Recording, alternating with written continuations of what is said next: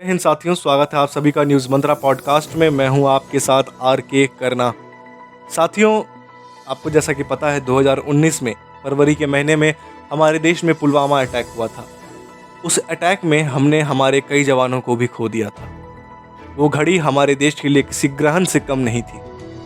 साथियों, उसी में हमने हमारे मेजर विभूति शंकर ढोंडियाल को भी खोया था। लेकिन आज उनकी धर्मपत्नी निकिता कौल ने भारतीय सेना को ज्वाइन किया है। चलिए जानते हैं क्या है पूरी बात। साथियों देखिए, भारतीय सेना के अधिकारी मेजर विभूति शंकर ढोंडियाल की विधवा निकिता कौल सेना में शामिल हो गई।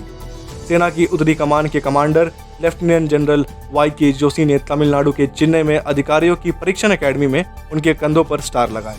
मेजर विभूति शंकर फरवरी 2019 में पुलवामा में आतंकवादियों से लड़ते लड़ते शहीद हो गए। निकिता कौल ने चेन्नई में अधिकारी परीक्षण एकेडमी से पास आउट किया और अब भारतीय सेना में लेफ्टिनेंट के रूप में कमीशन प्राप्त किया है। साथियों, कॉर्पोरेट नौकरी छोड़कर निकिता कौल ने भारतीय सेना को ज्वाइन किया। साथियों, मेजर ढोंडियाल जम्मू कश्मीर के पुलवामा में आतंकवादियों से लड़ते लड़ते वीरगति को प्राप्त हो गए थे। राष्ट्र के लिए उनका यह बलिदान देखकर उन्हें शौर्य चक्र मरणोपरांत से सम्मानित किया गया था। मेजर ढोंडियाल की शादी उनके निधन से महज 9 महीने पहले हुई थी।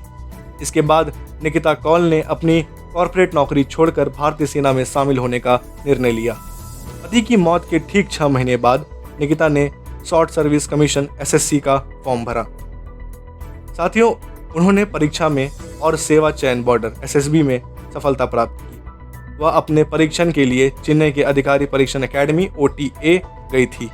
उस समय उन्होंने कहा था, मैंने बड़े नुकसान से उभरने के लिए अपना समय लिया और शॉर्ट सर्विस कमीशन की परीक्षा में बैठने का फैसला धीरे धीरे हुआ। पिछले साल सितंबर में फॉर्म भरना एक बड़ा फैसला था, लेकिन मैंने तय कर लिया था कि मैं भी अपने पति की तरह इसी रास्ते पर चलना चाहती हूँ। साथियों, ये खबर सुनाते हुए मेरे भी रोंगटे खड़े हो गए।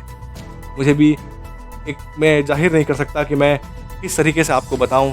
क्या मुझे खुशी है, कि मुझे गम है, कि मैं क्या बताऊँ, पर बड़ा अच्छा लगा ये खबर सुनकर भी और आपको सुनाकर भी। साथियों, इसी मौके पर लेफ्टिनेंट निकिता ने कहा, मैंने उसी यात्रा का अनुभव किया है जिससे वह गुजरा है। मुझे विश्वास है कि वह हमेशा मेरे जीवन का हिस्सा बनने जा रहा है। मेरी यात्रा अभी शुरू हुई है। मैं हर किसी को धन्यवाद कहना चाहूँगी जिसने भी मुझे विश्वास दिखाया। साथियों, ये बड़ी गर्व की बात है कि हमारे देश की महिलाएं आज भारतीय सेना को ज्वाइन कर रही हैं। तो साथियों, अभी के लिए बस इतना ही। आपकी क्या विचार है इस विषय के ऊपर, कमेंट के जरिए हमें ज़रूर बताइएगा।